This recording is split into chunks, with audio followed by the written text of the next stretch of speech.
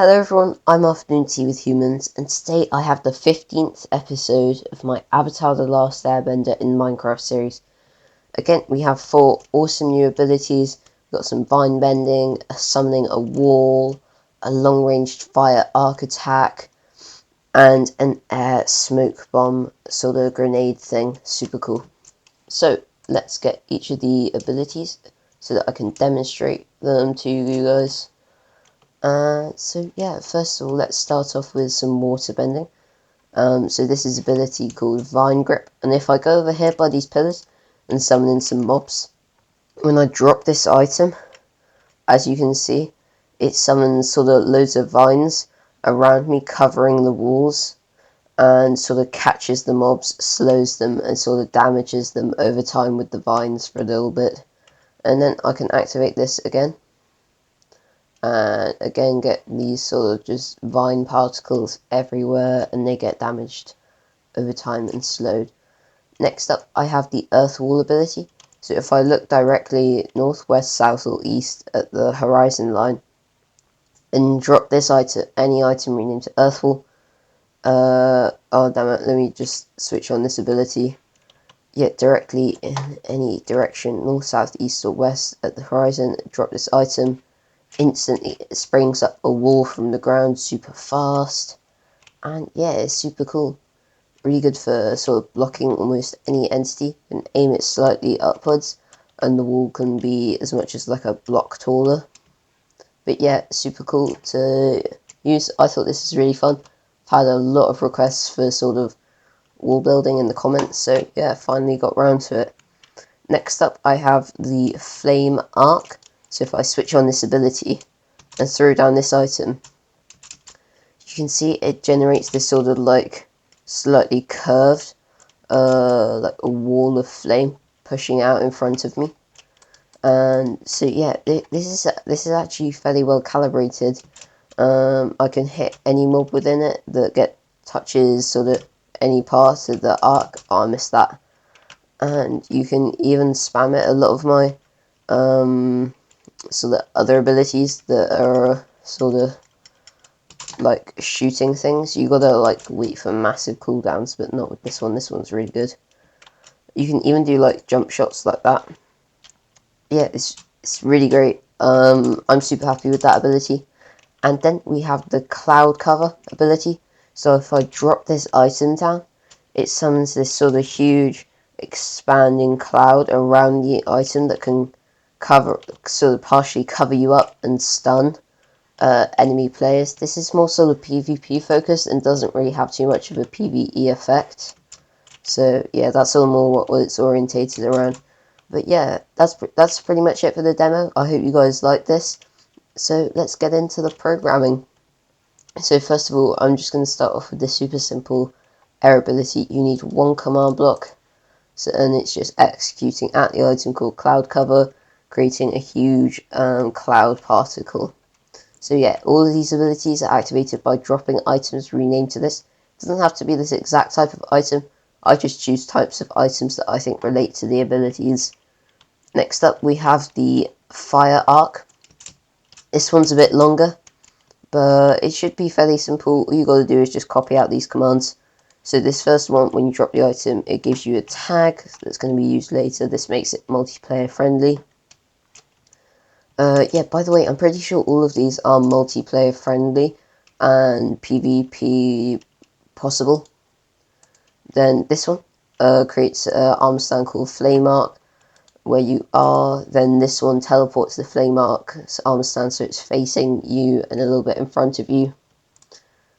This one kills the item once you dropped it, so it's a seamless just dropping it, and it's almost just like throwing a punch. Almost like it is like a real Avatar The Last Airbender sort of firebending move. Then this one teleports the armor stand away from you and backwards from the direction it's facing. That means that it propels the armor stand away from you as if you shot it outwards. This one creates a single fire particle at its chest. This one creates a second particle slightly to the left of it, and then this command block is to the right of it. this one is further left and slightly forwards, and this one is further right and slightly forwards.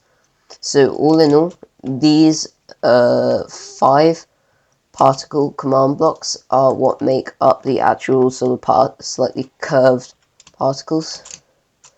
If you get a downwards view on it, you can see there's a slight curve to it. And then this one makes the armor stand called Flame Arc invisible. That way all you see is just this seamless like rush wave of particles. This one damages any entities that the sort of ability hits. I've sort of calibrated that radius so that it's pretty much perfect and damages anything that it touches.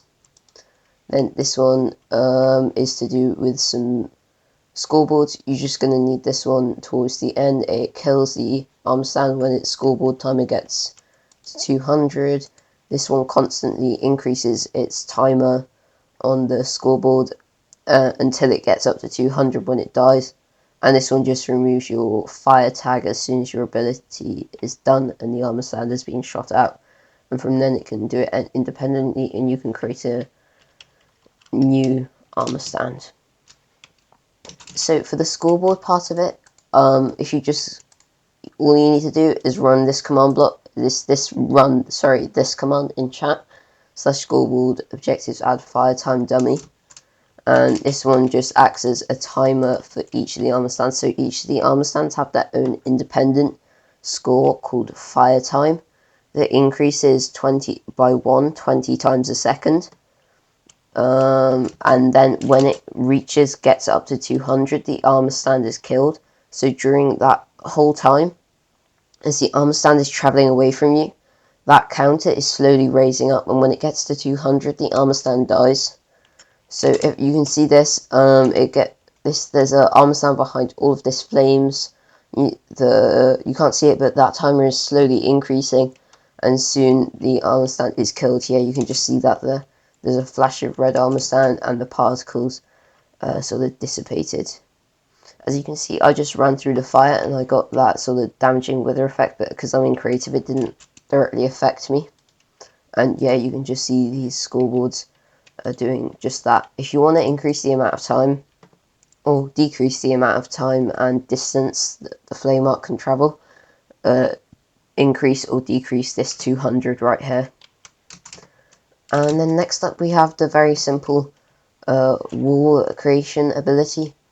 It's just this first command block, so when you drop the item it creates that wall in front of you using a fill command with caret coordinates and some sandstone, and then it kills the item called earth wall. And then next up we have the vine bending. This might seem complicated, but most of it is just the same fill command to make sure that the vines can get on all sides of a block. So this first one, just when you drop the item called vine grip, it gives you a vine tag, and when you have the vine tag, anything around you gets that wither effect and level 10 slowness that freezes them and damages them over time. That's what you saw happen to the creepers. And then at the player, this is what creates all the particles. This fills the area with vines to replace air. So the reason the particle appears, all these particle appears, is because the game attempts to place vines all around you, but the majority of the area around you is going to be air.